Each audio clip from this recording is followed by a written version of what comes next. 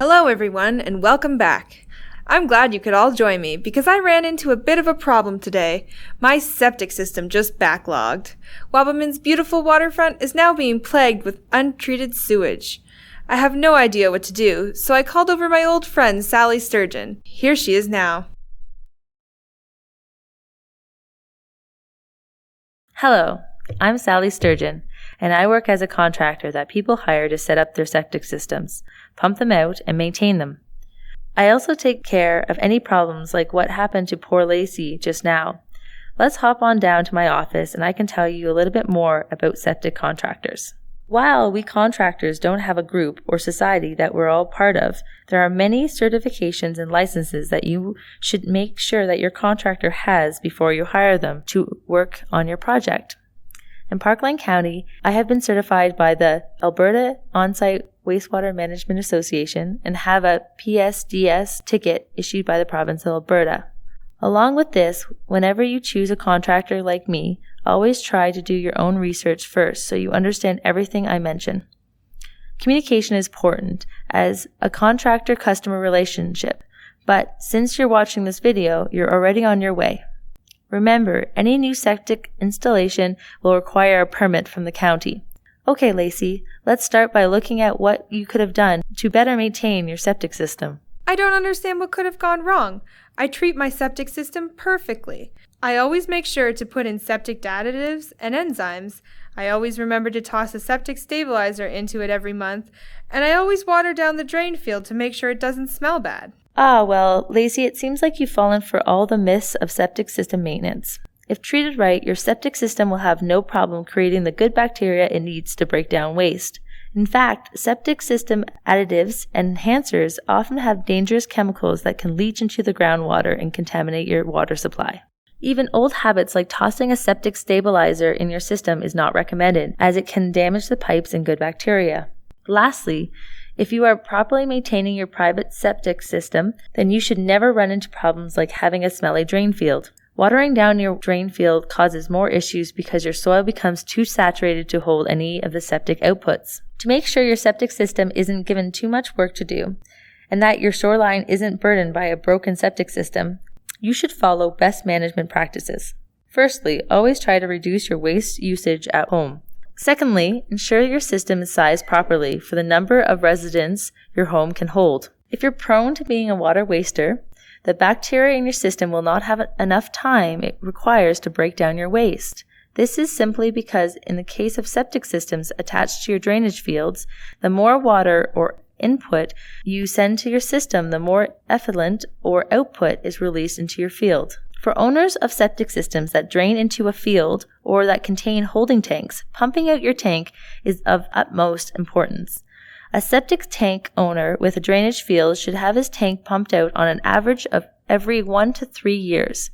Those with a holding tank should have it pumped out much more frequently. You should always make sure that your septic tank is only working on waste that it is supposed to be working on. This means you absolutely cannot be flushing chemical cleaners, paints, antifreeze, oils, or even things like facial tissue and paper towels. All in all, everything that shouldn't go down your sink shouldn't go in your septic system. I hope my septic problems haven't affected anyone but me. Well, sadly, Lacey, this might not be the case. A lot of our problems here in Parkland County are multiplied by septic system issues.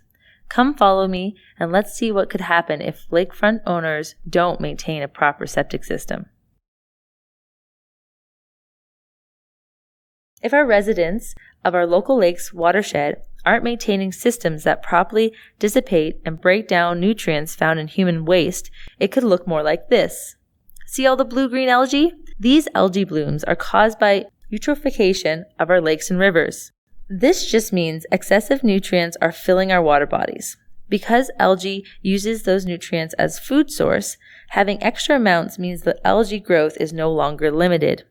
These nutrients often come from non-point sources of pollution such as septic systems or fertilizer application.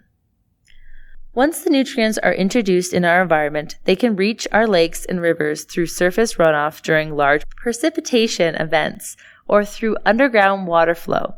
Eutrophication of our lakes can have a number of negative impacts such as fish kills and the reduction of aesthetic value.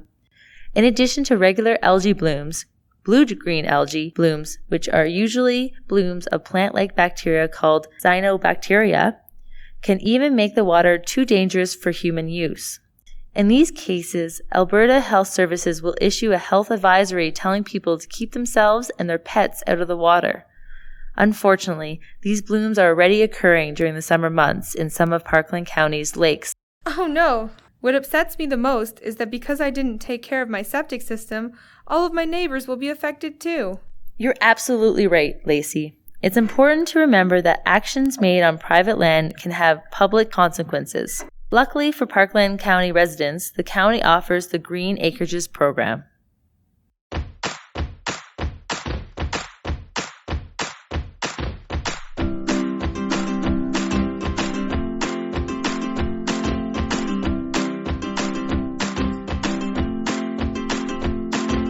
But don't worry, Lacey.